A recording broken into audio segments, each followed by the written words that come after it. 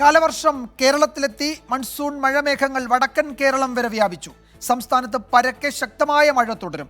14 ജില്ലകളിലും മഴ മുന്നറിയിപ്പുണ്ട്. കേരള ലക്ഷദ്വീപ് തീരങ്ങളിൽ മത്സ്യബന്ധനത്തിന് വിലക്കേർപ്പെടുത്തി. പ്രതീക്ഷിച്ചതിലും ഒരു ദിവസം മുന്നേ കേരളത്തിൽ കാലവർഷമെത്തി.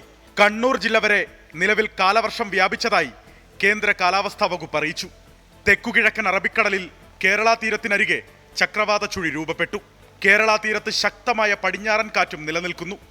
സംസ്ഥാനത്ത് അടുത്ത 5 ദിവസം പരക്കെ ശക്തമായ മഴയ്ക്കാണ് സാധ്യത. ഇന്ന് 14 ജില്ലകളിലും മഴ മുന്നറിയിപ്പുണ്ട്. മധ്യ കേരളത്തിൽ അതിശക്തമായ മഴയ്ക്കാണ് സാധ്യത.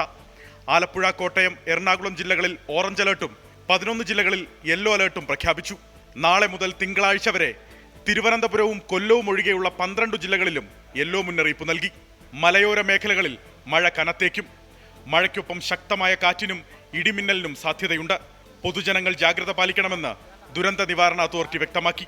മണിക്കൂറിൽ പരമാവധി 55 കിലോമീറ്റർ വരെ വേഗതയിൽ ശക്തമായ കാറ്റിനും മോശം കാലാവസ്ഥയ്ക്കും സാധ്യതയുള്ളതിനാൽ കേരള തീരത്തും ലക്ഷദ്വീപ് പ്രദേശത്തും മത്സ്യബന്ധനത്തിനു വിലക്കേർപ്പെടുത്തി.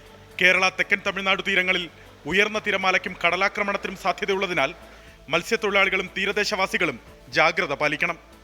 24 തിരുവനന്തപുരം. വിധി ദിനത്തിൽ 24 മാജിക് ജൂൺ 4 ചൊവ്വാഴ്ച രാവിലെ 5 മണി മുതൽ 24-ൽ.